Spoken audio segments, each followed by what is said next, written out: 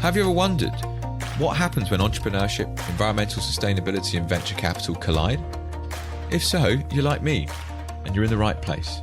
Welcome to The Green Adventure. On the show, you'll learn from the critical insights of both founders and investors alike. Not random advice or generic guides, but real stories born out of their experience with genuine climate action. We aspire to create a network of people collaborating to build the green economy, accelerating us towards this critical target of net zero emissions. I'm your host and founder of the show, Jake Woodhouse.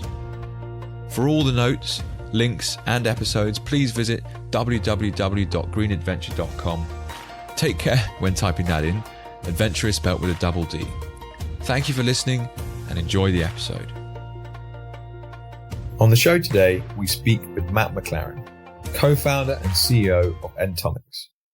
Entomics is developing technology solutions to grow insects, aiding in the fight against food waste and reducing the carbon impact of supply chains.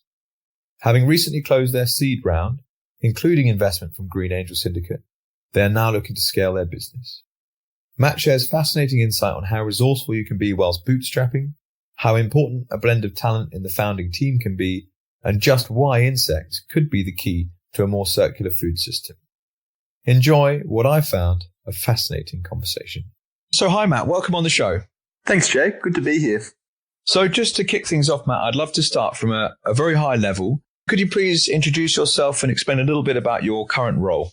Sure, no problem. So I'm Matt Mclaren. I'm the CEO of Entomics Biosystems Limited. We're a company based in Cambridge, a startup focusing on using insect bioconversion to turn waste into useful resources like animal feed in a much more sustainable and natural way. Wow, that's a great opening line. Thank you.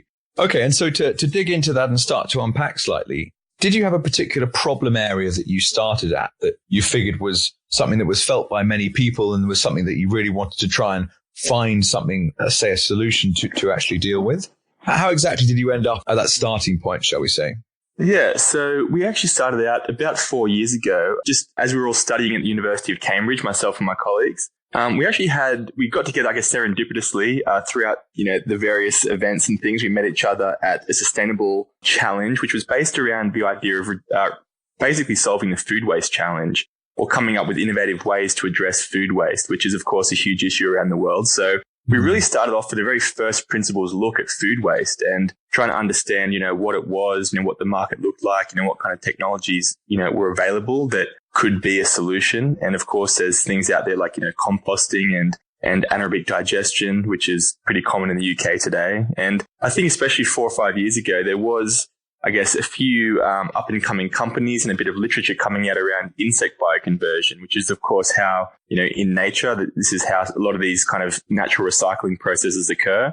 Different types of insects or microorganisms basically turning low value food waste into some kind of resource or energy. So we really looked at insects as almost a natural way of converting or transforming food waste into something more useful. So I think we did really start off as a very first principles blank page look at food waste to start with, which really led us towards insects as being quite, I think, an attractive or interesting solution, which seemed to be, again, early stage enough that it was, quite exciting and quite innovative. But there was enough, I guess, established literature and even a few companies out there that had done enough work to show that it was possible and it was likely to be something that was interesting at a commercial level going forward.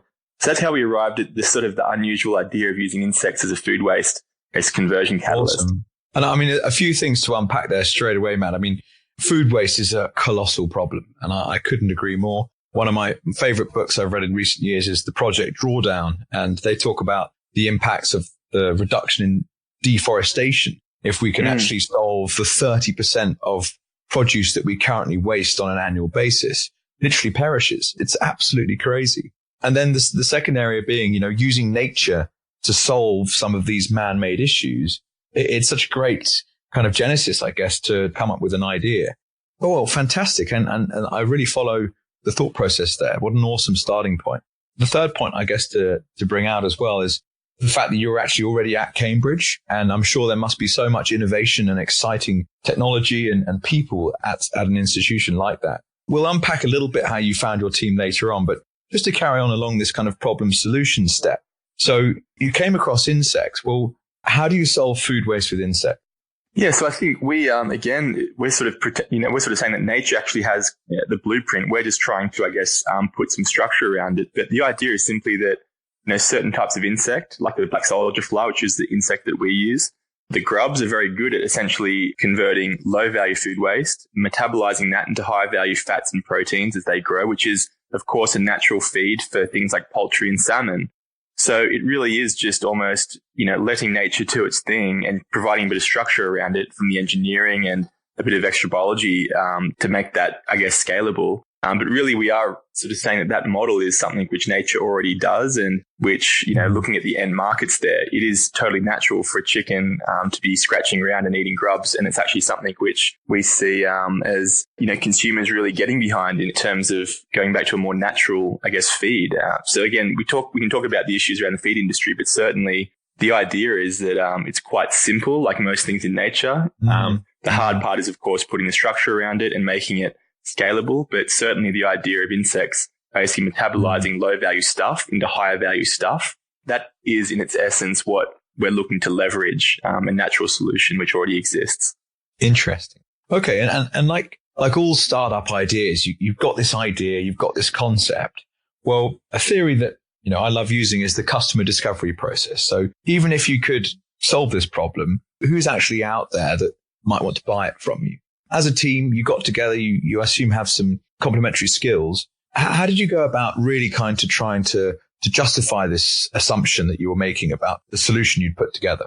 Yeah, well, I think the first thing was just doing a lot of, reading, really, both in the scientific literature side of things and also just about the market. We didn't have direct backgrounds in sort of food or agriculture ourselves. We came from backgrounds like, engineering, biology. I myself was in finance consulting. So it was very much a sort of a learning curve to understand what is food waste, what kind of challenges are there and what does the market look like in terms of existing solutions and what's already out there. We started off, I guess, by looking at, what happens in our local area. So we started talking to some supermarkets. We talked to the local Cambridge Council here. We talked to people who were experts in technologies like composting and anaerobic digestion to understand how they kind of had built businesses and what kind of economics drove a lot of the food waste industry. And it is quite interesting because it is something which, like most things to do with food, it's very complex. And certainly there's, government regulations and safety regulations, which are also, I guess, clouding the numbers as well in terms of it's not just about the technology. It's about consumer safety and it's about traceability and it's about, making sure that when people buy food at the store, it's going to be something where there is that balance of trying to be sustainable, but also trying to be safe. So we learned a lot about the industry, but yeah, certainly it's something which we felt like there was gaps and there was, I guess, opportunities to improve. We look at things like obviously landfill being the worst case solution, certainly trying to divert as much food waste from landfill as possible. And even before that, looking at, ways that other people are doing interesting work around reducing food waste in the first place, like you mentioned earlier. I think there's, obviously, before we even talk about our business, we also, recognize that, reducing food waste in the first place is almost the first priority. But for the unavoidable fraction or the stuff which actually inevitably gets left, I think we saw anaerobic digestion as probably the gold standard in the UK and Europe today. That's essentially the process where you try and capture rotting food, you capture the methane and you use that for energy or heat, which is certainly a great step forward. And there's been a lot of investment in this country and elsewhere over the last sort of 10 years or so. And it's something which, there is a subsidy tied to that, or there's sort of indirect subsidies around renewable heat incentives. There's, feed-in tariffs. It's something where the government's obviously tried to get behind this and make an effort to make the industry more green. I think for us, it's interesting, trying to understand how we fit in the subsidies, how we kind of can navigate not just the commercial challenge, but the regulatory challenge. And, also these things require a huge amount of investment. So how we kind of position and how are we looking at the market for green tech and agri-tech investments and being able to compete, I guess, on a commercial basis, ultimately long term. It's something where we've been lucky enough to get a few sort of startup grants from certain organizations and the government. So that helps us develop some of our technology, but certainly, getting up to, on a parity, if you like, or on a commercially competitive level is the goal here. And I think if you think about the waste hierarchy, some people have this idea of a pyramid where, of course, the first thing to do is not waste at all. The second thing to do would be to try and feed it to people, through charities or food banks and the like. And I think from there you see that it actually seems to be a better use of food waste to try and put it back into the food chain, either through animal feed or even through composting, before you think about making energy from it. I think the idea is there's already great renewable energy sources out there that sort of burning food waste essentially for energy and heat maybe isn't the best use longer term, but we certainly recognize that there's been some great steps, made in the last sort of 10, 15 years. And we feel like, putting food waste back into the food chain is something which, it's actually quite a compelling thing for us to be working on. It feels like it has a nice kind of cyclical element to it in that sense. Yeah, absolutely. Offhand comment as a green energy buyer in the UK here in an on-grid apartment in London, you can buy a renewable energy tariff, but you cannot buy green gas. I think the best green gas tariff is 93% natural gas still. So that's even with all the anaerobic digesters that are currently being utilized in the energy market here. Presumably switching to electrical heating would be an easier way of transforming our heating system. But another topic, another time. Certainly, it's all part of the same, sustainability challenge, and isn't it? Yeah, some great work going on there as well in the energy space, and so much stuff to really talk about. It's amazing, Matt. What a journey you've been on. It's awesome to learn about. There was clearly lots of research that you did with you and your colleagues at an early stage. You've seen a problem, you've seen a solution, you've seen an opportunity. Like all entrepreneurs, there's that kind of leap of faith moment. And you go, oh, okay, right. This is what I want to do full time. This is what I want to go for. Did you have any time on reflection that you really realized this was what you wanted to spend your time on? And on realizing that, one of the kind of holy grail, so to speak, is the early traction. It's like, how do you go out there and you get a little bit of early traction, whether it's a letter of intent from a business or your first paying customer? I'd love to hear a little bit about how that process went for you. Yeah, certainly. So I think we were relatively lucky in the sense that, myself and my colleagues, we were actually quite close to graduating when we were sort of working on this idea. So once we graduated, I think that was that moment where, as you said, it was a choice. Oh, do we keep working on this part time or do we just drop it and try and get a real job? I think the idea was that we had been, working on a few little prototypes and things, which were quite interesting. But the first real, proof point or bit of traction or maybe even motivation was we'd applied for a very small, almost innovation competition, which was run by Shell, funnily enough. And they were supporting sort of green technologies and green green energy solutions. The Shell Foundation, it's called or something, isn't it? I know, I've heard of that. And Shell, I think it's called the Shell Livewire program. And again, it's a really good little program, but certainly we had applied for that fairly early on, and we ended up, winning their sort of monthly innovation competition, and we got just a few £1,000, which was again not much in the grand scheme of things, but I think in terms of motivation, in terms of maybe validation of what we were doing, I think we were actually like, whoa, this could be something which other people find as interesting as we do, and that I think gave us a bit of motivation to really just spend 6 months to do it full time, build the first little prototypes, and see what we could actually do. And so there was a few more points after that where we felt like, let's keep it going. But I think that was probably, for me, looking back, the moment where we felt like this could be more than just a cool little university project, which it was up until that point. Great. No, it's just amazing when you hear the journey people take and the decision-making processes along the way, because it's almost like a set of stepping stones, a set of milestones. And although you can dream that big vision in the future, you've actually got to trace it back to those first steps are so important. I think it is. Sorry, I was just going to say, absolutely. I think just, there's a lot of people have, these big visions. They want to try to change the world, but I think it is just a series of small steps, and even little, little things like that can do a lot for the, just as I said, the motivation or the mental side of things, even, let alone the commercial side. I think a lot of it is just the confidence to keep going or the confidence to kind of push through certain challenges. So yeah, a lot of little steps like that, and certainly a few backward steps, of course, along the way, but hopefully in the right direction. Oh no, what am I doing spending my time on this? Yeah. Yeah. Well, it's sometimes you don't really know until you actually do something and, it doesn't work, and that's fine. You just got to move on and cut your losses. Well, it's just such good insight. I mean, for those people that will hopefully be listening out there to hear about someone's real story where, you did take a bunch of small steps and actually that's now developed into where you are today. And well, that brings me nicely onto the next stage, I guess, to talk more about Entomics in its form today. You guys have recently closed a financing round for which the Green Angel Syndicate was a part.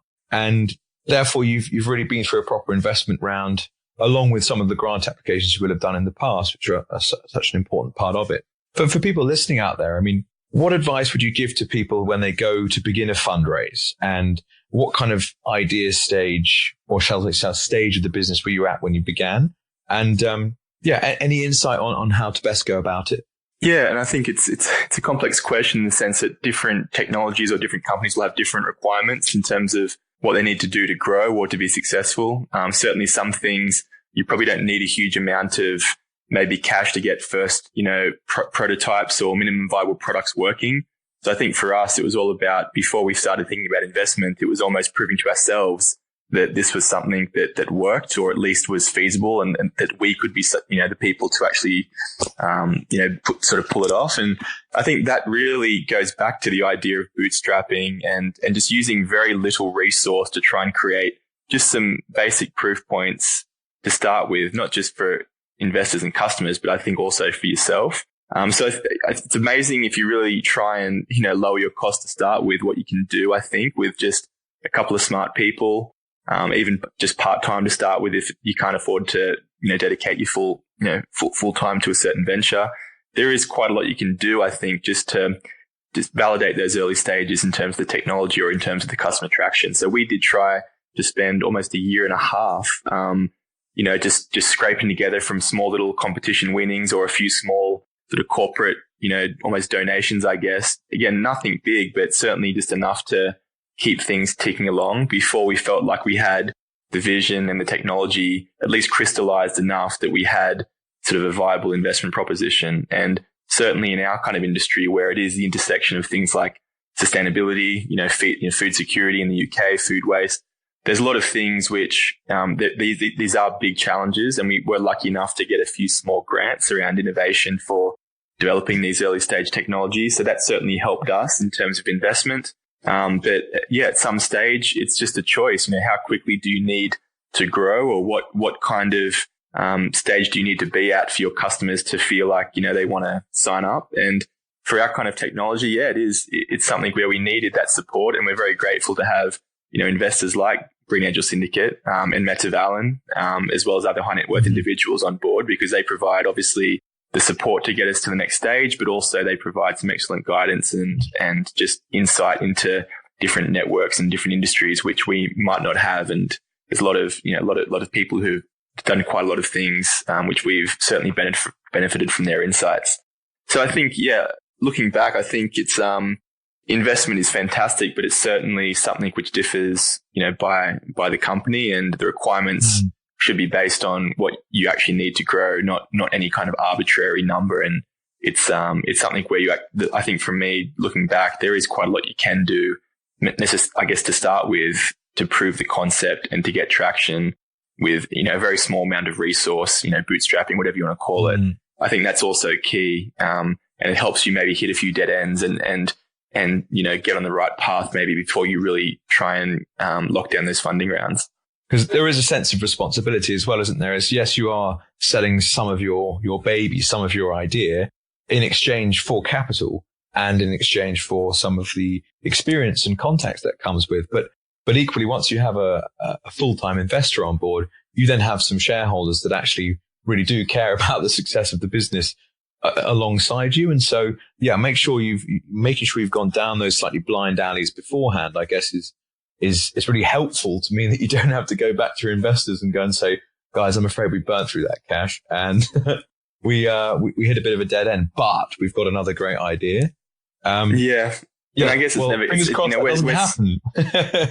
Well, I think it's certainly try and minimize those at least. And even as a small company, we're still a small company, that I'm sure there'll be moments when, we'll have to keep, tweaking or pivoting. But I think looking back to 4 years ago, we certainly feel like we have a bit more of a grasp, or much more of a grasp of the challenge. And that's, I guess, just a necessary part of going through the process over the last couple of years of learning and failing and getting up again and improving. And so a big part of investing at this stage is, of course, the team that you're investing into. And an investor will look at the metrics about the market size. They'll look at the potential exit comparables. But at the end of the day, you're investing at such an early stage in a business, you really have to implicitly trust in the talent of that team. Could you unpack a little bit about your colleagues and how you guys came together and how exciting it is as a young startup with a really cool team with you? Yeah, absolutely. So like I said, we actually were all students at the University of Cambridge, and we actually were graduating relatively close together, I guess. We're in our final year. So, for example, one of my colleagues was studying engineering. Another colleague was studying biochemistry, cancer research.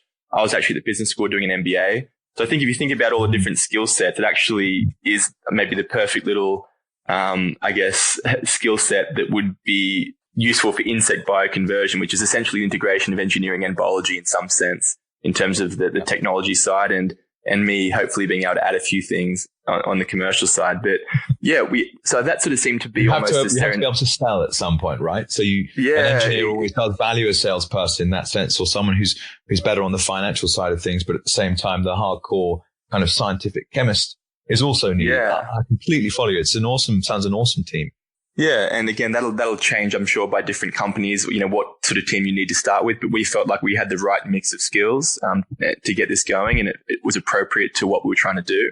And we've actually sort of built the team up to, I think, about 10 individuals now. So also trying to complement the team with, additional engineering and biology support, also some project management support and even interns during the summer to try and almost plug little gaps or interesting kind of side projects that might be worth pursuing. So yeah, we've sort of tried to add to the team over the last, couple of years in terms of what we actually need now, but also looking forward towards what we actually need to build towards for the future. And a lot of it is around, again, this just a constant challenge of really complex, biology and engineering, which hasn't really necessarily been done before at big scale. There's a few other companies who are leading the way, I guess, and pioneering different things, but it's a new industry, and even things like regulatory approvals and certifications and these kind of things are all almost a new topic of conversation when we speak to, regulatory agencies or companies. We have to almost break new ground, as we go. And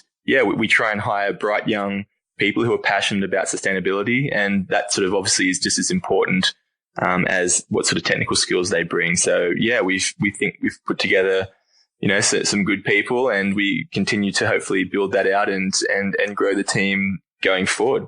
And that leads me on brilliantly to ask my next question, actually, Matt. So much of what this is all about is the wider mission. So we all understand there is a serious problem with sustainability at the moment, and how we manage the next 50 years and our emissions is a very, very important step in, our children's lives, if we ever get to that point. And It's very clear listening to you that, some of your passion to do this is coming from this mission, basically, which is around sustainability. Just from that impact perspective, if a business like Entomics really gets to scale, what kind of emissions reduction impact might the business have in say, in your wildest dreams? I mean, just to kind of break down a little bit about the food chain that it changes and the emissions that are removed there and the impacts that might have. Yeah, well, it's certainly you've hit on a very sort of interesting question and a very complex one to even measure. Of course, pretty hard. I agree. But the idea with insect bioconversion is that it's not just sort of direct, impacts. It's also trying to see the benefits of indirect, land use change. And I think the big one sort of for us is obviously there's the food waste challenge of getting rid of food waste, which I think emits. There's all these statistics around the idea that food waste, if it was classified as its own separate country, like that kind of category, it'd be the third largest greenhouse gas emitter after the US and China. So there's actually a huge amount of contribution to greenhouse, gases coming from food waste as a thing, which maybe doesn't get appreciated as much as, talking about fossil fuels and different other areas. So food waste definitely is a massive issue, and 1/3 of all food is wasted globally. So just a huge amount. Wow. There's that kind of direct impact of trying. That's mad. Wow. Yeah, I think that the challenge with some of these agricultural and sort of food related challenges is that they are so big that sometimes you almost feel like the numbers are just it's hard to comprehend them, but those are the kind of things which, we do need solutions to, and, not just insect bioconversion, but other really great solutions to try and, reduce the impact of food its impact on the environment and make it more natural, more circular, more sustainable. So there's certainly for us the ambition to try and significantly reduce the impact of food waste on the environment by diverting it to a use where we're making the most of it and we're basically turning it from a waste into a resource again. But further downstream, I think you look at what we're trying to do on the animal feed side and things like, feeding poultry or feeding salmon, which they eat insects in the wild naturally, of course. I think we'd be trying to actually, to some extent, replace or supplement some of the ingredients that are used today, like soy, for example, like a protein, which comes mostly from overseas, places like Brazil with sensitive rainforest regions, deforestation, these kind of land use issues at the front of mind of a lot of retailers, a lot of consumers, a lot of NGOs who realize that obviously how do you even measure the impact of, cutting down an acre of rainforest? There's so many sort of biodiversity related issues. There's so many kind of future, potential negative shocks that could occur from these kind of sensitive ecosystems, being removed. So I think the idea is that if we can actually introduce an ingredient or a feed that's actually been powered by a waste source, quote unquote, rather than kind of planting fresh crops and cutting down rainforests to actually feed the world, that's something which, again, we've got some, numbers internally and we're still messing around with things, but it's actually really difficult, if not currently, impossible to get numbers on what the actual impact on that looks like.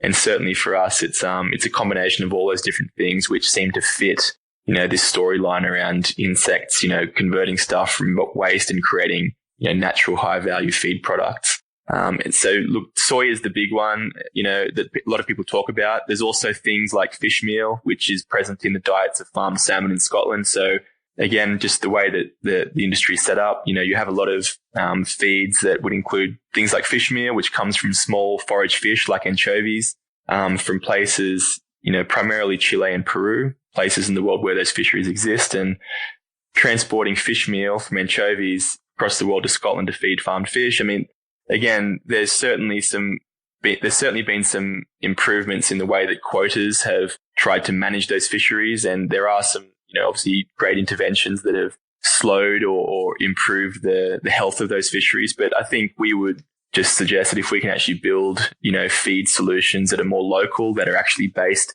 near the end user, that don't have to have all of the carbon miles attached and actually don't have to almost take, again, harvesting almost fresh fish, which humans could eat. These kind of things seem to be where insects can sort of be an interesting solution, and not the only solution, but something which at least addresses some simultaneous challenges which are out there, both on the food waste reduction side or, food waste reallocation side, and also on the feed sustainability side. There's almost two ends or two sides to the insect bioconversion solution, which we feel they're solving multiple problems at once. So exciting. Well, Matt, I must say thank you very, very much for sharing that with us. I was going to ask a final question around vision, but I feel like the last question has really summarized so many of the areas that you feel like your business could well have real impact in. And that really covers my last question, I think. Thank you so much for sharing your story at Entomics, and I appreciate your time. Thank you. No, thanks, Jake. And good luck with the podcast. And thanks for having me on. It's a pleasure. No problem. Cheers, Matt. All right. Thanks, Jake. Goodbye. That was The Green Adventure. Thank you for listening. If you enjoyed the show, then please help us out by sharing this episode with your networks and rating us on the platform wherever you may listen in from. For any questions at all, we'd love to hear from you, so please reach out on social media or email. Whether you're wondering about a technical term that's been discussed, would like an intro to a guest from the show, or even perhaps feature yourselves, we're here to help. My Twitter handle is @JakeWoodhouse, spelled as it sounds but drop the final E. My email, jake@greenadventure.com. Remember, that's ad spelt with 2 Ds. Finally, for the notes, links and episodes that will be coming, visit www.greenadventure.com. Remember, that's ad with a double D. Until next time, we'll be back soon. Thank you and goodbye.